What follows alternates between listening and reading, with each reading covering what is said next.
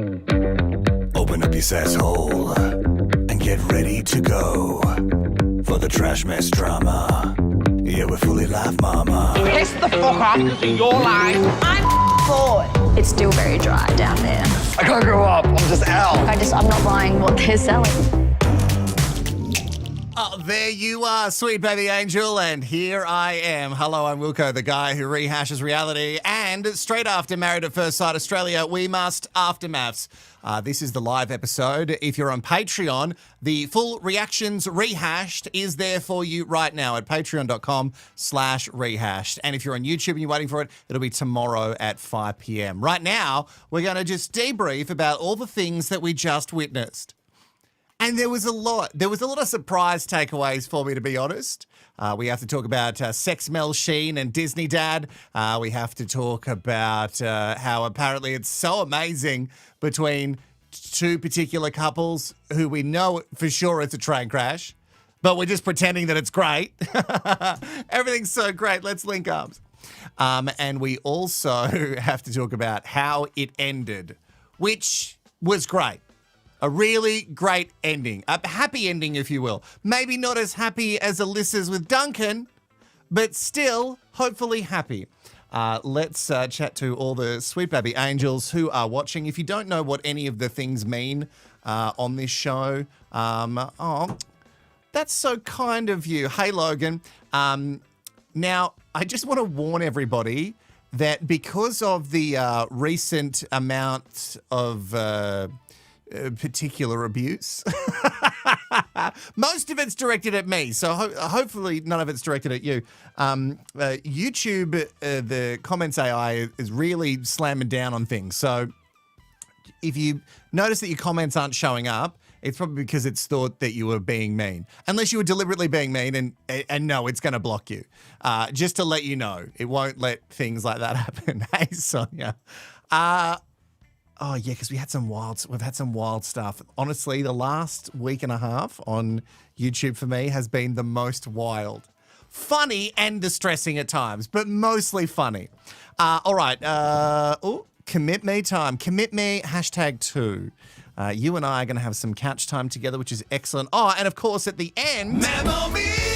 Memo Me! Memo Me! Yeah, we've got two. We've got two. One is from Nicholas. So if you, and from what I heard, it's erratic. So get ready for that. If you don't know, you can send me voice memos, your thoughts and feelings on the show. So do that. Do that. Hey, Di for JD. Thank you so much for joining us. Hey, the poll in the chat, I was going to ask who's getting the worst edit, but that's quite confusing. So I changed it to, is Josh man enough? Oh my God, did someone write that he's not? Oh, I'm all for difference of opinions and yada, yada, yada, but that how many people would have done that? That's quite a lot of votes in a short space of time. And you've ticked, he's not man enough. Oh, go away. I don't know if I want you on the channel. You're not welcome. There you go. You're not welcome. Off you go. Hey, Joanne. I also have to quickly say a huge thank you to Anna S. For donating. There is a link in the top of the chat if you want to donate to the channel. Someone sent me a donation, which was really nice, and I'm obviously not going to say their name. It was a very nominal amount, but they knew that it would get a message to me, and the message was abusive, but it cost them 40 cents. So who's the real winner? I think it's me. I'm 40 cents up. So my mum also sent money. Mum, I told you, I'm going to get it when you leave this earth. So save the inheritance, okay? And also I have to say a huge thank you to Katie B. I want to read this message because absolutely sweet. Not only did Katie send me too much money as a donation, it was just so sweet. Katie said, you mentioned your birthday is soon, so here's a little birthday present. I promise I'll join Patreon soon too. Your videos bring me so much joy and hysterical, uncontrollable laughter. Well, all that sounds like a giant lie. No one's ever laughed at my videos. But thank you so much. That's such a sweet thing. Yeah, and early birthday. Actually, not too early. 27th is my birthday. And I will be here with you on that night for the people who say, I'm not committed to the channel.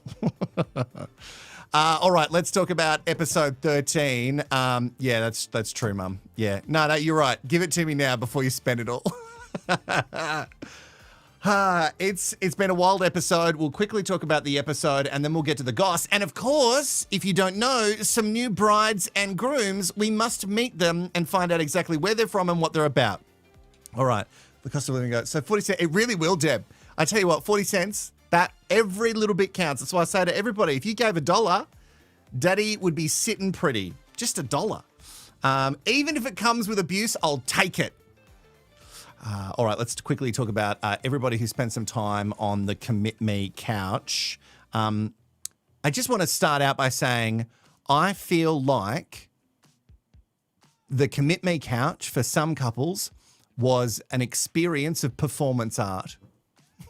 I don't know how you feel about it, but I felt like some of them were putting in their best fucking acting chops in there. Like they were just acting their little hearts out, their little lab brat hearts out. And Jesse and Claire, I don't know what to make of it. Okay, so they hit the Commit Me couch and Jesse and Claire are all smiles and sunshine this week. So, okay.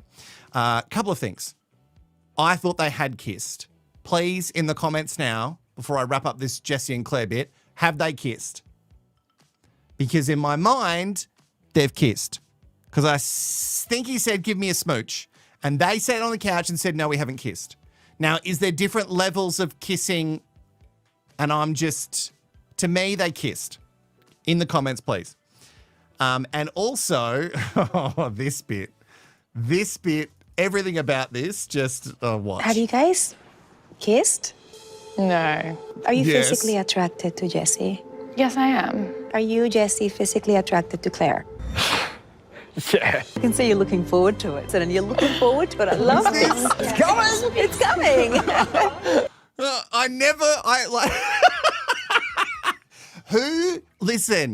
Listen, you know I have a filthy mind, and now that's going to live in my filthy mind forever. It's coming! Oh, God! Gross! Oh, it's just, oh, God. Yeah, maybe not outside the wedding, but they have kissed. You can't sit there and go, no, we haven't kissed. You absolutely have kissed. Methinks that your, I'll come back to that. Methinks your subs are abusive, increasing MAFS participants or fans annoyed you managed to totally see through all the acting and fake drama. I don't know. I think some people just hate me. But that you could be right. You could be right if I am that perceptive, which I don't know if I am. That whole thing of it's coming from Mel, from 2 shillings. Oh, I called her Mel. From 2 shillings and from Jesse, the whole thing. I hated it. But that's where the performance art started. But it really didn't kick off until we got to Harrison and Bronte. A lot can be said for Harrison and his behaviour. Yes, Noni Boone. That's Harrison's mum. I understand that it's a highly manipulated and edited show, but I have watched your son's mouth move and words come out of it. And some things don't need all the context in the world for me to think that's a really shitty thing to say. And I've heard him in live interviews also say shitty things. So you can blame the edit all you want, Harold's mum, but there's a point where you need to say, hey, some of those actions are poor decisions at the very least. Otherwise, gross. I can't wait for the next amount of abuse I'm going to cop for that. All right, so Harrison aside, Bronte was also just kicking goals with her acting performance tonight. I feel like I'd lost my mind a little bit because the linking of the arms and just wait, I actually got it here so we can watch it. I'm trying. I'm taking every day as it comes. You are very Because trying. I feel like Get I'm it. seeing now for the first time in a long time the girl that I met at the wedding. You know, that girl came back this week and I want more of that. I'll do whatever it takes to earn your trust.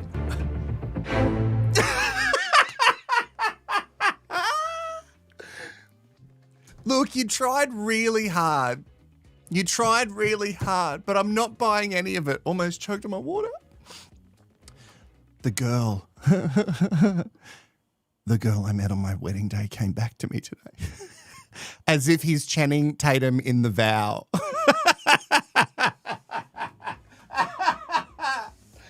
Oh, come off it. Honestly, yeah, she could barely keep her shit together. And the linking of the arms, I just can't. I just cannot. Anyway, I loved it. I also loved, get us a bucket. I also loved that Claire was there shouting from the back row up in the nosebleeds there. She had a lot to say, considering we're still waiting to see some receipts from her little shady dealings. So interesting that you can speak up so much, but you know about everything. And yet you may have done something quite naughty. Her confidence in speaking up says to me that maybe she didn't do anything, because who could be that confident knowing that they've also done some really shitty things on the show? Anyway, who knows? We'll find out next episode. Unless they drag it on all week. I hope they don't. Let's talk about Dan and Sandy. Now, this would have been Dan's moment for me to really clear things up. And also, rip Harold a new one. Because if you truly didn't do anything, Dan, why is Harold just sort of getting away with it? I know it's highly edited, so maybe we missed it. But I just think there's something there. And I know there's a bunch of articles about that night out that are going around, and you know, there's very fuzzy, not really specifics, but and all these couple swapping things. But I don't know. He wasn't as angry as I thought he would be for someone who, if you're completely in the wrong, I would call him out in front of everybody, because that's what you're meant to do. They both write stay. Confusing because I don't feel any connection, but whatever. Ollie and Tani, stay. I guess it's the legit matchup of the season, so let's let it be. Also a double stay from Adam and Janelle. They're not showing us anything from this relationship apart from him squeezing tomatoes and the juice running down, which apparently was a task only for them. And I don't know if Rampola got the Polaroids just sent directly to her. Anyway, apparently that's all hunky-dory. Who's hunky-dory? Duncan and Alyssa, everything is fine, supposedly. And there's one thing, and you knew what it was going to be, Sweet Baby Angel, as soon as you heard it, right? It was a great balance of dominance and delicacy, I think. It was, I was being delicate in some ways, but at the same time... We don't have to get into details, it's all right. It ended with a bang. There it is. There it is. 2 shillings loves a bang. G'day, I'm Duncan from Dominance and Delicacy. Delicacy? I'm dominant and delicate. You know full well that I'm going to look up that URL, that domain name, and see if I can buy it. I'm going to use that 40 cents of hate money that was sent to me to buy dominantanddelicate.com. Anyway, I loved that. I also love how Alyssa cannot deal with any sort of sex chat. Now, riddle me this, Sweet Baby Angel. Cam and Lyndall were missing for the entire episode apart from their couch time. Now, sometimes that's not unusual for the couples, but I mean they were missing for the entire episode, and that seems interesting to me, considering how much came out at the dinner party about how you should stay in your lane, and then Lyndall didn't stay in her lane with Cam. And so I'm assuming there would have been some other things said, if not a huge blow up, and we didn't see any of it. Nor did they really talk about a huge blow up after the fact on the couch. Cam just talked about how that's basically what I said, 2 shillings. That's not at all what you said. You basically wanted her to just shut up. And if she wasn't going to shut up, then you were going to be mad. So, and a lot of people are hating on Lyndall online already, and she hasn't done anything in the show. It's just rumors, but people are going hard. I know Lyndall. Yeah, she's just like Olivia. She could be. Again, I just don't have any receipts yet. So chill out. They both were at stake. Whatever. Let's get to Disney Dad and Sex Mel Machine. Is it me, or is Sex Mel Machine very confused with what she wants? I can't. So they have been intimate, we found out, even up to a couple of days before this couch time, and that wasn't good enough for her. Although, and you've got to correct me if I'm wrong about this, because I listened to it a couple of times, but did she say they both were intoxicated when they had a bit of a sesh and it wasn't a great sesh? Well, that's not just on Josh. If you were both under the weather because you'd had a couple of shandies and then you tried to do it and it wasn't great, well, that's on both of you because we've all had sloppy drunk sex. And I don't know if we can just blame Josh for that.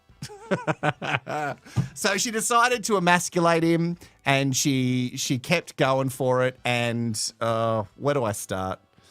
Actually, before we get to the questioning his manhood, which you can see in the poll, let's talk about something we didn't know. Melissa has attempted to restrict my access to the TV, restrict my access to my mobile phone, limitations on the times that I can read my books, when I can go out, where I can go out, who I talk to, when I talk to them. She has used degrading and dehumanising language to me, questioning my manhood. When we talk about getting at the core of the issue, that is the core of the issue right there. That if I was a woman saying these things, the crowd would feel very differently about them. Melissa, I didn't see this. Well, you haven't been watching, Claire. I can't even mock him with his voice because even though I do it out of love, I just feel so bad for him because sitting down on that couch, he seemed really broken. And he's got a lot of baggage coming into this, as everybody who goes on a MAFS, because it's all a trap. And he now feels like he is absolutely not enough. But I find it so interesting, and I agree. Who wrote that? That we need to see the footage. Oh, geez, the chat's moving so quick. Cassandra. Cassandra's right. We need to see the footage of all the things that Mel was doing because people are questioning Josh, and I understand that because of how the edit is, but I think we need to see more of a picture. And if she's trying to restrict him from reading books, watching the telly, or having his phone for a second, that's gross. That's really gross, toxic, manipulative behavior, and I think it's gross that she could do anything like that. And on the couch, she seemed very out of it. And I want to sit here and say the edit is just treating her wrong. But I don't know. We just didn't see her really deny it. She was shaking her head, but it just seems... So Josh has been abusive. I'm confused. So you think Josh is the abusive one? Okay, right. Okay, I was going to question that for a second. Yeah, it just feels like really bad behavior. So the emasculating him thing has been going on... I'd say day 3 on guess, day 3 or 4. And I don't understand. I agree, Madeline. I don't understand. He's kept his cool for most of it. She rises and then he'll rise to match her. But generally, he's keeping his cool. Hallelujah! Hallelujah! Got to do it with the voice. This is the bit that really... You know, apart from that revelation that she'd been making sure that he wasn't able to see his phone and read books and stuff. And I get why she did that, because if you take all of the other toys away, there's only one toy to play with. You know what I'm talking about. When did I question your manhood? I need a man. I came here to meet a man. Oh, yeah. Throw a dart at a Is calendar, Josh mate. not man enough for you? I just feel like he's not a big man. I don't feel protected by Josh, and I feel like I'm protecting him, and I feel no protection or love or support or anything from him. It's not something I'm used to. I want a manly man. Oh, God, she needs to stop. What is a man? A man is someone who can talk about their emotions and get deep, be vulnerable. That's a man. What a man isn't is someone who just wants to chop it up and not talk about it. To me, that's not a man. Any indication of a man, I've got that from Josh more than anyone else. I've got to say, intimacy night. During intimacy week, it was just sex. It was just a transaction. Like, I didn't feel like it was a genuine It wasn't how I imagined to have an amazing sex life with someone. It was just physical. That was quite awful. We were really drunk and it was just really awkward. So you know it's going to get good.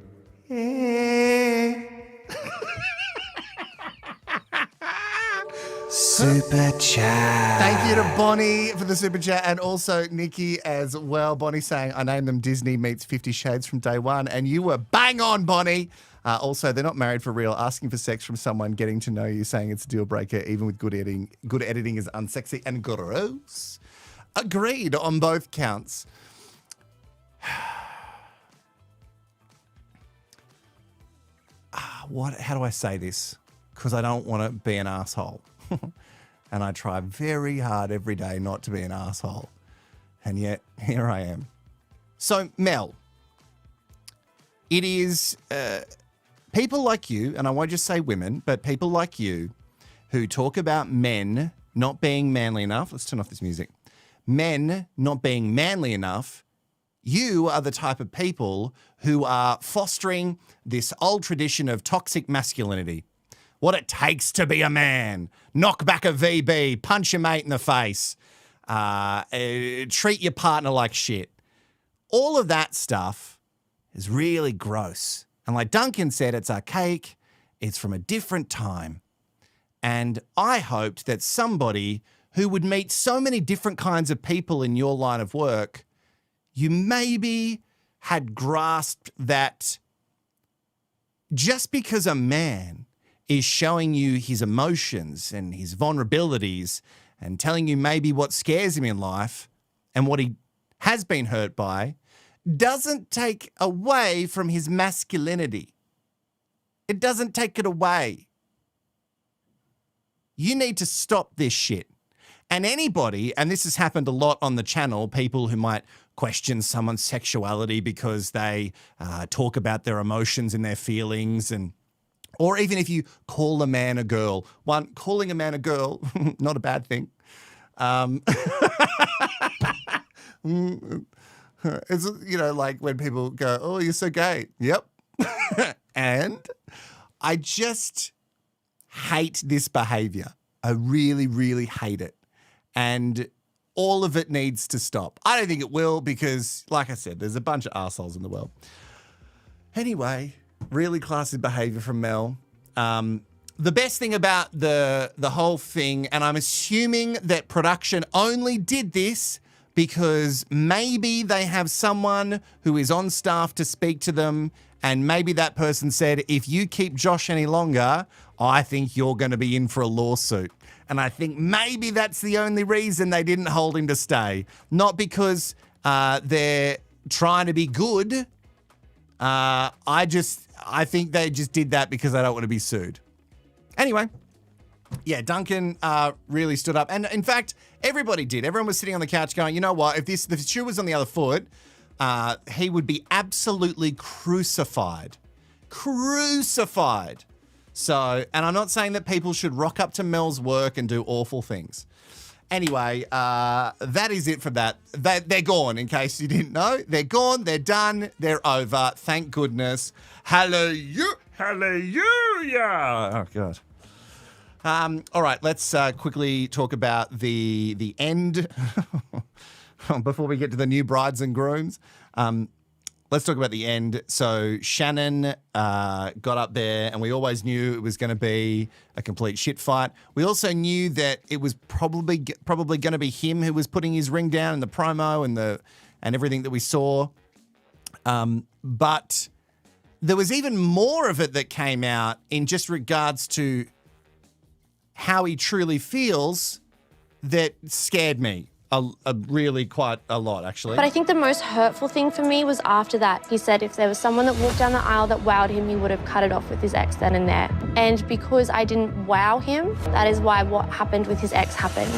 I didn't feel human. I would never treat another human being like that, not a stranger, not a friend, which is why I did ask for a separate room, because how am I meant to sleep in the same bed as someone who thinks this way of me? Your behaviour towards Caitlin, really disgusting. I don't really even have an answer for you. Just own it and answer the question. How do you not What's have your an answer? motivation to saying those things that are insulting? Does it matter? It doesn't. Yeah, mate. Were you trying to hurt her? Explain yourself. I said them just to hurt her. I'm really sorry that I've done this. As much as what I've done is disgusting, what I've said is repulsing, not noticing it, and how deeply, deeply sorry I am. I want to stay. Shannon, you're not talking a lot of sense. Because there's still that gut feeling inside me that says stay. Glaringly obvious that any chance that you get, you have tried to push her away and to hurt her. Why should we believe now that you're going to change? Turn to Caitlin and tell her how you're going to be better this week. Come back to the house and give me one more chance. Oh. I'm going to be better this week because I just want to actually get along, at least just for one more week, just so I can just, at least, we can just end up at least just being friends and I can just get along with you because I don't want to end it like this with anybody. I'll buy her flowers. I just want to even just have a conversation where I just give her even just the slightest bit of respect. Action. I mean, I'd love to give her a hug right now, but I don't really think that she'd want that because I'm a monster. Why do you think you're a monster? Any relationship that I have, all I do is just put people down to make me feel better about myself. Has he had this realization before?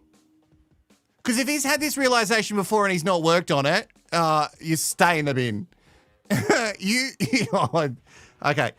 Now, you sweep... I've got to turn off the music again. Oh, no. Sweep of the Angels.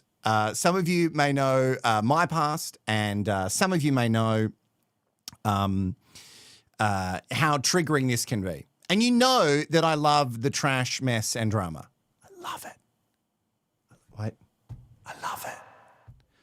But this is where we really got to draw the line. MAFS and endomoles say that they put people through psychological tests before they go on the show and they get all the information that they can. And this information is oozing out of Shannon in the show.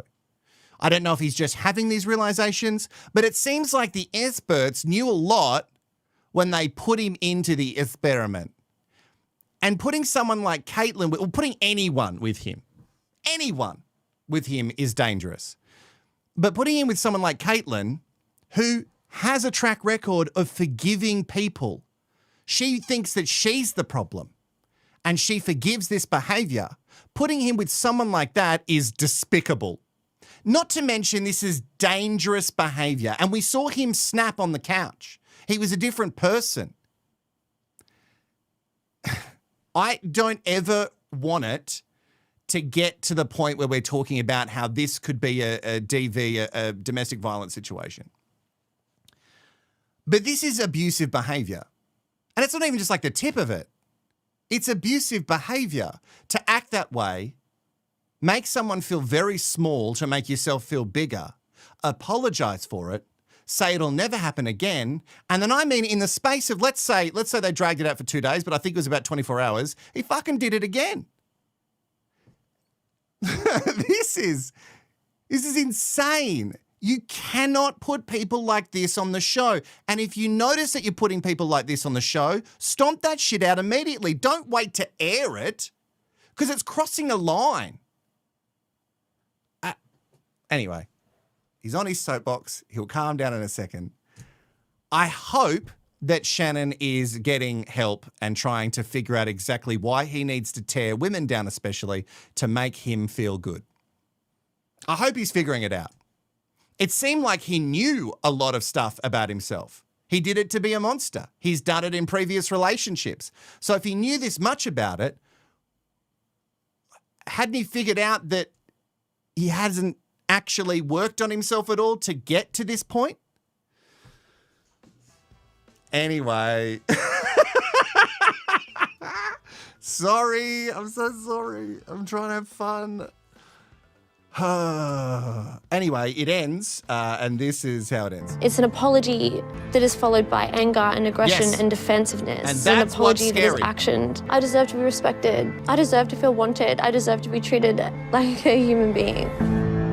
You don't deserve me. Really hoping to meet someone who I could love and who would love me. I wanted someone to be proud of being with me. I wanted someone to appreciate me. This isn't what I wanted. And if I'm being honest, if I could do it all over again with someone else, I would. But this man does not deserve me. This experiment at times for you got really, really nasty. But throughout all of that, you maintained your dignity. And let me be very clear, you are worthy. You are a great catch. Even this behaviour. Like, even that behaviour is so concerning for me. Is he shaking his head because he disagrees, or is he shaking his head because he's like, I can't believe I did it again? Like, I don't know. It needs more context. And that the experts let her out of the experiment. Oh, fucking. Wait, where's my hero music? Here it is. This is just for you, Johnny boy. And then a hero comes along. You can fuck off. You're not amazing. And also, again, trying to cover your backs for potential lawsuits for such despicable actions for letting someone like Shannon, who was not ready to be in a show like this. Now, I get it. It's an experiment. And you put them all in there to see what will happen. But at this stage, season 10, you must know some personality types, and you must know that this isn't going to end well. So don't do that. But even the way that John was like, you know what, you've been in a really shit situation, and that's not good. That felt funny to me. I don't think he's ever really said that before. Sorry, I just really blacked out. So they're gone. In case you're wondering, people did ask. Mel wrote L-E-A-V and then crossed it out and then wrote stay and circled it. Oh, God, what a ride tonight has been. Huge thank you to Marissa, Anna Lynn, Isabel, Sarah, Madeline, and Courtney for all of your super chats. I really do appreciate it. There is a link in the top of the chat if you want to donate. Thank you so much. I really do appreciate it. Okay, let's shake it off, guys. Let's shake it off. Let's shake off all the toxic behavior and try and forget it. Because we all have to go to bed very soon, or maybe we're just starting our day. I think Bachelorette's done. I agree with you, Maggie. I want to give her a chance, but you know that they'll set her up again. I don't want her to do any more reality TV. All right, let's quickly talk about Mel. So the Daily Mail thought they had a real gotcha in this article, but Married at First Sight bride Melinda Willis apparently is an international beauty queen. She's Miss Indian Ocean, and she's also Miss Health and Fitness Advocate 2018. I don't know what they thought this article was like, got her. So? I don't understand. Anyway, look at her. You clearly knew that she took a lot of pride in her appearance. For my brain, it's not a huge stretch to think that she might have gone in a beauty pageant, if not as an adult, but maybe as a child. It's a weird kind of gotcha moment from Daily Mail, but they got it. They got it, guys. All right, would you like to meet the new brides that we're going to see walk down the MAFS aisle and either become a nothing, a villain, or a hero? Let's do it. Let's meet Evelyn, everybody. Oh, Evelyn absolutely has a secret. Look at that face. Evelyn, are you going to be the ultimate sasshole? Jeez, those cheekbones. God. Oh, well, she's beautiful, so that's annoying. Evelyn is 26. She's from New South Wales. She's a marketing manager and model. With her model looks and no BS policy, Evelyn is no stranger to people assuming she's got it all together in her life and relationships. It's a little bit like Mel. Not Sex Mel Machine, the other one. But Evelyn can be vulnerable in love, and lately she's been choosing the company of two dachshunds, Pickles and Mustard, over the risk of heartbreak. When it comes to past relationships, Evelyn was devastated by her ex, who applied for a dating show while they were living together, and she's been guarded ever since. Is Bruce your ex? She believes her Chinese-Australian upbringing and being a child of divorce is the reason she struggles to show affection or say I love you, because she rarely saw it growing up. Well, that's going to be tough. So she's not great with the intimacy. Don't put her with Sex Mel Machine. Evelyn is cautious about starting a relationship because when she says yes, she's all in. And while she wants a marriage and kids, she's vowed to, I've got to keep removing the social, vowed to never be the stay-at-home type. Okay. That's Evelyn, everybody. Now, you kind of know Taylor because she's the one who came for Lyndall online on her social media before the interns at Channel 9 took it over. Taylor, 27, from Tasmania. Okay, all right. She's a nurse. Taylor is a rule breaker who loves to be the centre of attention and isn't shy to compete for a man. Oh, this is going to be great for you, Taylor. This nurse from Tasmania has been single for a few years after discovering her boyfriend of 6 years with cheating.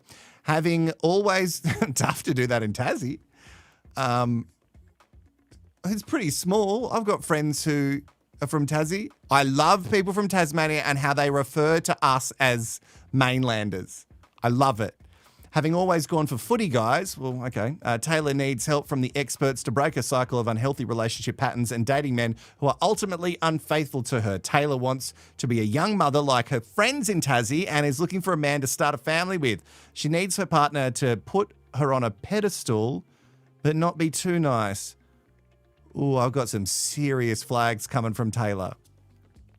He'll have to have good morals and be willing to back her whether she's right or wrong. Oh, I don't know about you, Taylor. You've lost me. Taylor knows she can be high maintenance, bad-tempered, and at times picky with men, but she's hoping the experts can help with all that. Well, we've got this guy called Shannon, and he's currently available. Taylor, I reckon this show isn't for you. I don't reckon this show's for you, Taylor. You are not prepared. You are not prepared in your own brain to come on this show. All right, let's get to the grooms. Hugo, 32, from New South Wales. He's an IT account executive. He is a goofball with extremely high standards when it comes to women, right down to their dress size. Oh, well, Hugo has lost me so quickly. Hugo has been in love 4 times, falls hard and quickly, and describes himself as a hopeless romantic who can't see red flags in a relationship. Can you see that you're one, though, Hugo? Despite being confident with the ladies, he can get the ick easily, oh my God, and can be oblivious in hookups because he'll often prioritize himself. So Hugo's main challenge is putting the work into relationships, something he's hoping to change with the experts' help. Hugo wears his heart on his sleeve and wants to help find a partner who can be his best friend and teammate. I don't know if that sentence goes with the rest of the shit we just read. That's not the same person. Right down to their dress size. Okay. Well, we've all got a type, but I don't know if we'd put it like that, mate. Rupert, he's 27, he's from Queensland, and he's an electrician. Rupert is a cheeky larrikin tradie who says he can scull a beer faster than Bob Hawke. For International Sweet Baby Angels, Bob Hawke, former Prime Minister, even when he was Prime Minister, would scull beers for the media. Well, just for him, but it ended up being them. Anyway, single for 6 months after his last relationship fizzled out. Only single for 6 months? Oh, I've got flags from all these people. Rupert admits that when women first meet him, they think he gives off city boy vibes, a polite way of saying these are fuckboy, city boy vibes. Okay. Don't bring all the city boys into it. Nicknamed by his mates as the cattle dog because he'll go up and chat to anyone. That's not how I thought that was going to go. Well, there's obviously a dog and heat joke there. Rupert considers himself to be a flirt, yet he knows he can be cold sometimes, and once a woman does something to put him off, he's out, which is a trait he's trying to work on. Fuck, so many of you people have got this ick, and you just cannot get past anything, can you? Grow up. If Rupert doesn't have an initial connection with a girl, he won't allow himself to explore it further. When he's in a relationship, however, Rupert is loyal, he puts his blinkers on, and only has eyes for his partner. Okay. All right. Well, I don't know about any of these people. Super chat. Thank you, Nikki, for the super chat. They are the new brides and grooms, which we are going to see get married this week on MAFS quickly. before I get to your SBA comments section. A huge thank you to Megs, Lindsay, and Selinka who have signed up to Patreon. You can too. I'm dropping a new series from tomorrow on Patreon, and it's from Netflix, and it's called Perfect Match. So that is going up on Patreon. The link is in the description below. And also, let's just see some of the comments that we're getting from SBAs over the weekend. Samantha said, Harrison ratting himself out was hilarious. No, babe, women do not walk up to strangers, give their contact information. We have to feel comfortable to do that. Oh, my God, why are the men on this season so despicable? I don't know, Sam. MR said, I remember Shannon saying in his initial interview, you experts have taught me you can be honest but not hurtful. Total contradiction to now. I do remember them saying that. And you're right. He did not learn that at all. Cynthia writes, SDA, that's me. Disney dad impression is so spot on that I literally can't tell the difference. Cynthia, you are too kind. That is just not true. Mine is very Kermit the Frog-esque. And Molly wants to know, how do they get numbers in their phones to delete if they don't have phones? Now, Molly, I think that this year they've had a lot more phone access because I see them with their phones in their hands a lot. Now, I know that they have restricted phone time, but they seem to have their phones a lot. So maybe they can't not let them have their phones when they go out for a drink. But then again, they've got curfew and stuff too, I don't know. Super and always got chat. minders with them. Thank you so much, Joanne, for the super chat. I really do appreciate it. Hey, make sure you make comments under live videos. If you're watching this on catch up or under the other rehashes, make sure you comment. It really does help. And give this video a thumbs up before you leave. All right, just a couple of bits of information that I wanted to share with you. So Shannon, you may have noticed that he looks a bit different now, maybe aged by about 10 years than earlier episodes that we saw. Apparently it's because he went to a solarium and he was in there too long. My biggest question is, are they not illegal? Who has a solarium? They're like proper cancer makers, right? That's wild. Also, Cam was apparently rude to Lyndall on their wedding day, and it has never made the edit. And apparently he was a real dick. So I did get a tip-off early on that Cam wasn't going to be someone to get behind. And he gave me some odd vibes. But then all this stuff about Lyndall came out, so I don't know. Who knows what any of that's true. Also, I don't want any spoilers until after the fact. Then we can talk about what's true and what's not. Don't spoil anything. Also, what tickled my fancy in the next episode, Claire coming clean to Jessie about something, which is going to make me super mad because I don't want Jessie to be right about anything. But also, I want trash, mess, and drama. So, you know, I think I'm willing to sacrifice Jessie being smug for me to get some drama and also for us to get some receipts finally.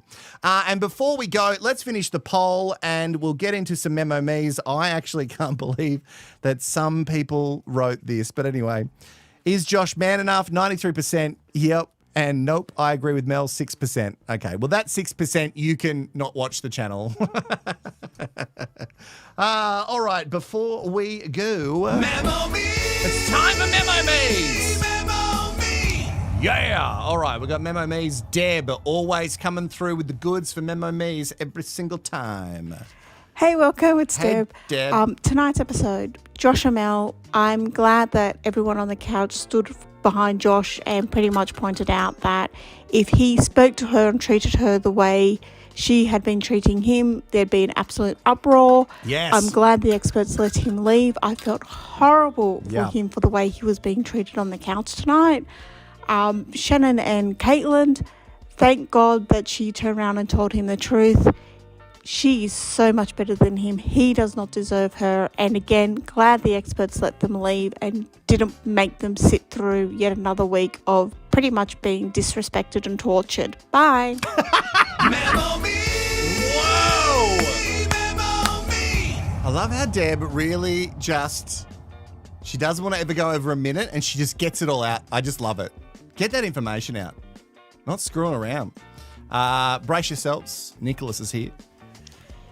All right, there is literally no time for an intro because this is just a whole lot of goddamn gob. So I'm just going to speed run, okay? Okay. So let's just start. Yep. All right, Jesse and Claire love them, but Jesse's going to do something stupid to run this relationship over like a car runs over a speed hump. Or Claire. Next, Bronte and Harrison. Can't trust anything they say. No. Bronte could have been questioned more, though. Next. Sandy and Dan. Sandy has trust issues. I reckon she has more trust issues now. Next. Ollie and Tani. Love that couple, but love them though. Next. Adam and Janelle. Love that couple. Next. Layden and Melinda. Somehow a loved up couple. Next. Josh and Melissa. Well, Melissa is a horrible person according to the edit, but it was really hard seeing Josh the way he was. It was hard for me to blame the edit for Mel when she literally was saying these things on the couch. Yeah. She literally dug herself a hole on the couch. Like, shut your gob, Melissa. Jesus. However, positive. Love the bromance with all the boys when Josh went out. Absolutely love it. Next, Alicia and Duncan. Back to the loved up couples. Next.